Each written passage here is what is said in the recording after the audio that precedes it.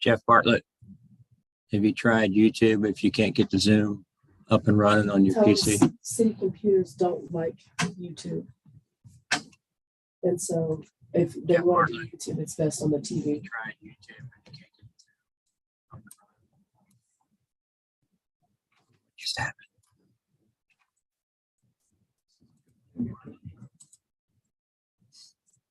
Thanks.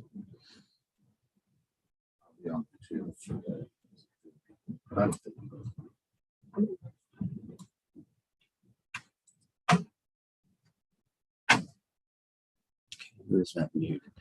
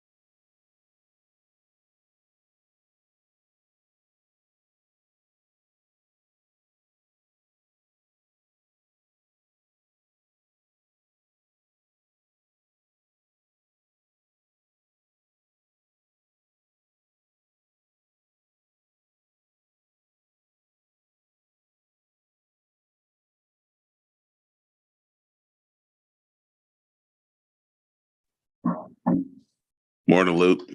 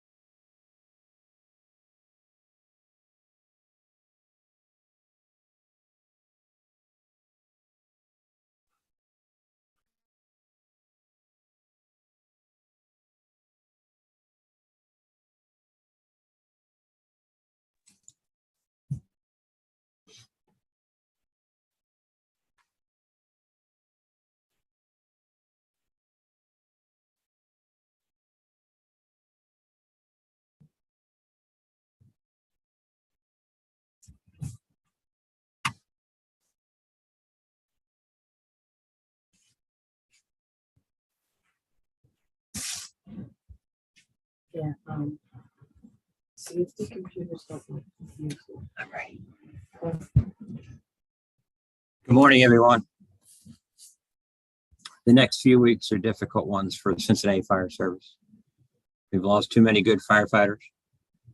Doc Ellison, Brian Shawa, and Robin Broxterman. Today, we remember Oscar Armstrong III. 20 years ago, Oscar died in the line of duty.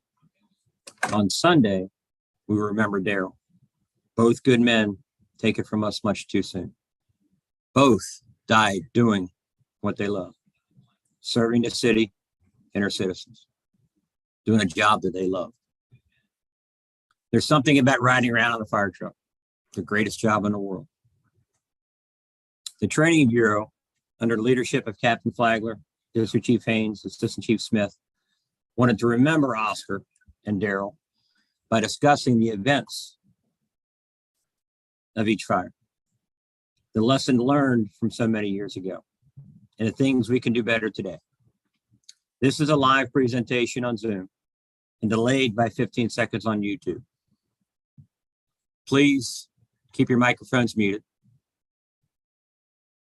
Interaction is okay, and you're encouraged to ask questions through the chat feature on Zoom or the comments section on YouTube. Lieutenant Mundy and Captain Flagler are monitoring each. There will also be time available at the end to ask questions as well. Finally, after our presentation, take the time to drill on the objectives listed on the Training Bureau bulletin sent out in an email you received this morning. Hose deployment with obstacles involving a driver's roll from the pumper to the front door. Quick water to get that attack line deployed in less than 1 minute to a first floor exterior point of service. Following a charged hose line out of a building. And recognition and prevention of flashover.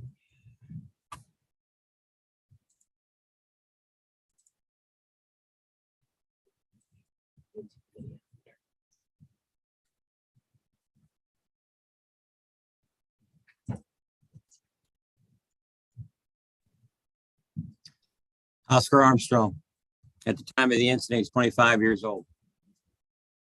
2 years on the Cincinnati Fire Department. Engaged, his fiancee Sakina. 2 sons and a daughter still in the womb.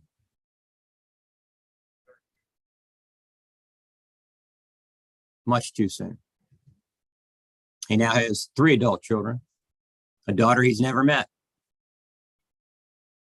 His mother, Annette, should be worried about being a grandma right now.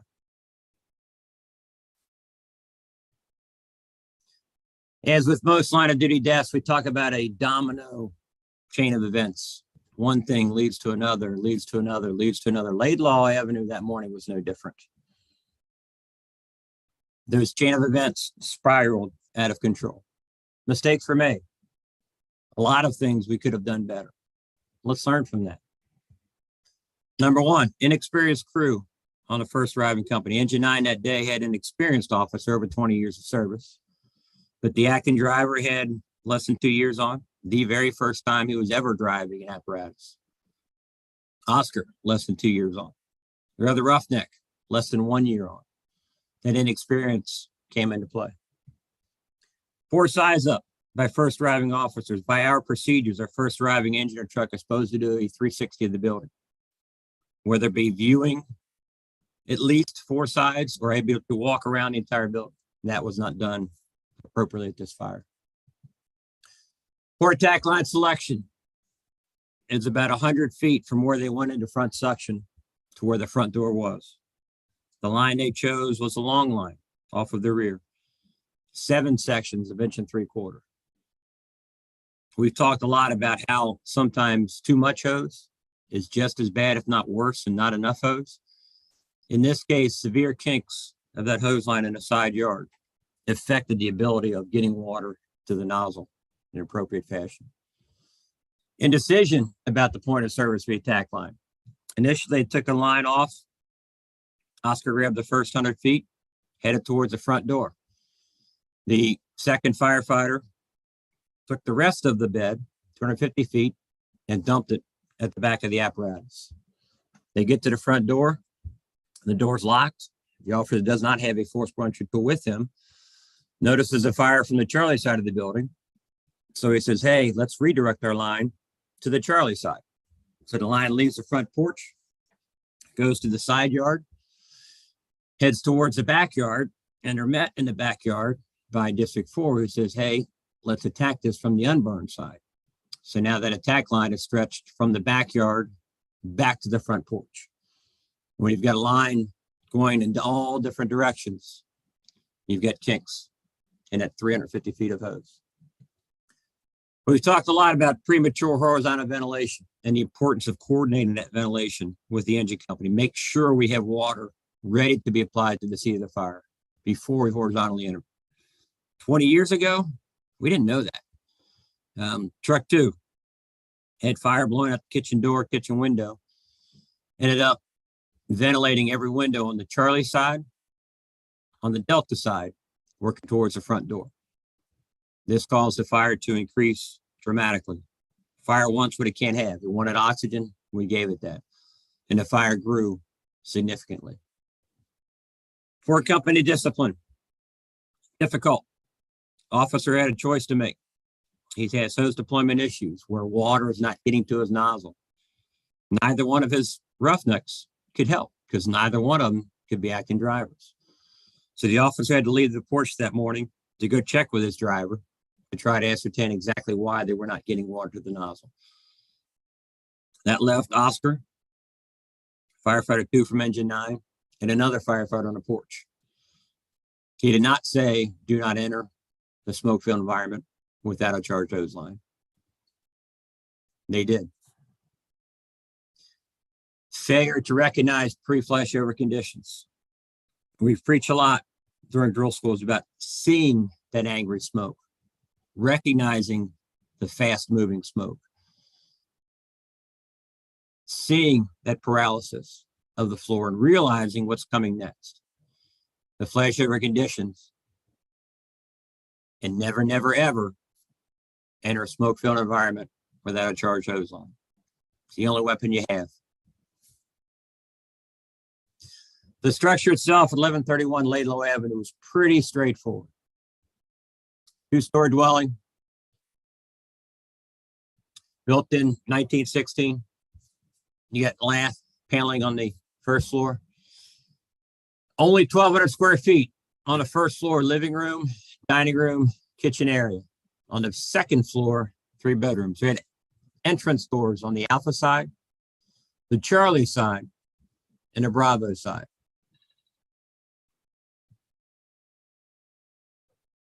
The interior layout, front door where the line went in. It started as a food on a stove. The occupant stated they parked back here on the Charlie side. Every morning on his way out, he would light a cigarette off the stove. This morning, he turned the stove on to light the cigarette, walked out the back door, forgot to turn it on. Just yesterday, Aiken side, District 4, had a food on the stove fire where the civilian injured. Far too many food on the stove, still the #1 cause of structure fires in the United States. Daryl's fire, food on the stove. The 2 occupants on the second floor were alerted by the smoke detectors going off. They exited the structure, went to a neighbor's house to call 911. This is a view that morning. Engine 9 front suction hydrant, about 100 feet from the pumper to the front door. 1,200 square foot house. Cross lay would have been appropriate. When they take that long line, 7 sections of 1.75-inch line, flaked over into the side yard. That caused massive kinks. If you follow their attack line out all the way to the back, all the way back up to the pumper, caused massive kinks. When truck 2 arrived, they had fire blowing out of the door and window. When he busted up the windows on the Charlie side and the Delta side, again, wind is blowing in this direction. So if I've got the front door open and wind blowing this direction, the fire is getting bigger. The 3 roughnecks left on the front porch. After they forced the door, comments were made. They saw smoke pouring out of the front door, about 1 feet from the ground. All 3 entered the front door. The firefighter 2 from engine 9 went back to check on the status of the hose line because it was still dry. He saw water coming to the hose line, re-entered. At that point, everything got very hot. Smoke was now down to the ground. The carpet itself was off-gassing. The fire flashed over. Firefighter 2 from engine 9 was able to grab the other roughneck directly in front of him, threw him out the front door. There were 5 members left on the front porch from engine 2, truck 2, and truck 32. They saw Oscar stand up on fire and run towards the front door, then turn to the right and back into the dining room area. This is the char damage. This was Oscar's position. 5 firefighters entered with 2 hose line, extinguished the fire, and 4 men were able to drag Oscar from his location to the window. They said it was the hardest thing they've ever done. Oscar was removed from this window. Mike Borsche, a roughneck on truck 32 that day, did mouth to mouth on Oscar Armstrong.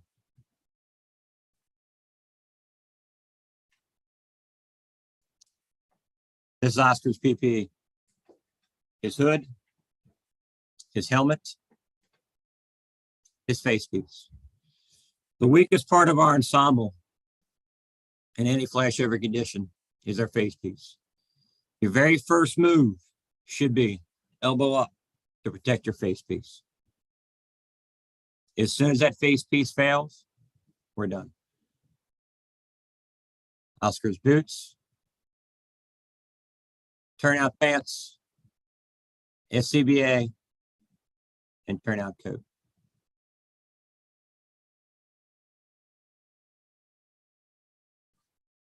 That day, the fire department came together.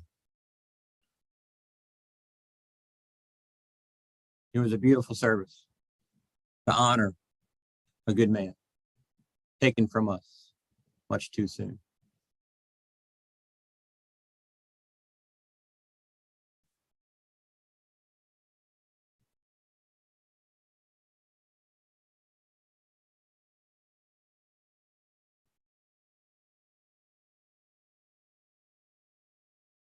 It seemed like the entire fire department was there that day. Columbus came down and staffed our firehouses for us.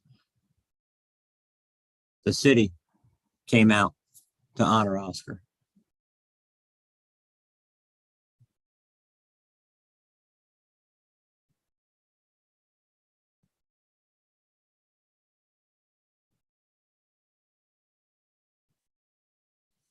What can we do? Number one, the Oscar Armstrong line of duty death report, 47 lessons learned, 47 recommendations. Read it. It's available to us on the S drive. Number two, we talked about the inexperienced crew on engine 9 that day. Are we doing enough today with our new kids to make them better? We're not making the fires today that we did. We have to train every day. We have to be good at the basics. Do you have double yellow helmets in your back seat? Do you have 2 roughnecks with less than 3 years on? Hose deployment that day, we could have done better. We've got to be able to effectively deploy that hose line from the pumper to the point of service. If I've got an exterior entrance, can I do that in less than 1 minute and have water ready for the fire? Are we coordinating all of our horizontal ventilation with an engine company ready to put water on the fire? Do we understand modern fireground behavior? Watch the videos after this presentation and recognize flashover conditions. Understand what dark, angry smoke looks like. And remember, if you are caught in a flashover condition, your first move, elbow up, protect that face piece. Make sure anytime you have a smoke-filled environment, have a charged hose line. We should never enter a smoke-filled environment with dry attack line. And remember, if you're faced with high heat conditions, flow the line. Always, always, always flow the line. Make sure you stay together, work together as a company. You all go in together, you all come out together. We have to have discipline as that first engine and second engine. It should not be a competition. Engine 1 should not be racing engine 2. Engine 2 should be supporting engine 1. Let's get that primary attack line to the seat of the fire, because everything gets better when you put the fire out. It's not a race. We have to work as a team. Have we practiced following a charged hose line out of a building, the smooth bump to the pump, and doing it in a rapid fashion? Have we practiced our maydays recently? Do we understand PAM? Do we know how to do good rat drags and carries? And please, don't just say never forget. Mean it. The drills you have today: hose deployment, cross lay to the front door, quick water, get that line in service in less than 1 minute, be able to follow a hose line out of a building, and recognize pre-flashover conditions. To me, this is the scariest part of doing this presentation today. We talked about inexperienced crew. In the 5 years preceding Oscar's death, 21 firefighters, less than 2 years of experience. This is today, in the 5 years prior to today. We've got right now 127 with less than 2 years of service. We've got 94 firefighters less than 13 months on. If you think about that, we've got 31 per unit with yellow helmets, probationary firefighters. That scares me to death. We've got 15 lieutenant positions currently vacant. We've got 14 driver positions currently vacant. That's a lot of acting officers. That's a lot of acting drivers. Inexperience is a concern. We have to train every day on the basics of firefighting. We have to be able to recognize flashover conditions, recognize that angry smoke, understand that when we see the furniture off-gassing, when we see the carpet off-gassing, we have one weapon. That's a charged hose line. You've got to flow water into the high heat conditions to prevent the flashover.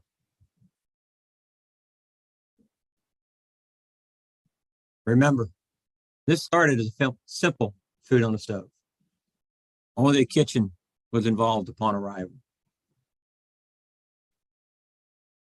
This single family residence killed Oscar. Please, don't let your spouse, your mother, your father etch your name from a memorial. Never forget. Today, honor Oscar. Drill today. Drill every day.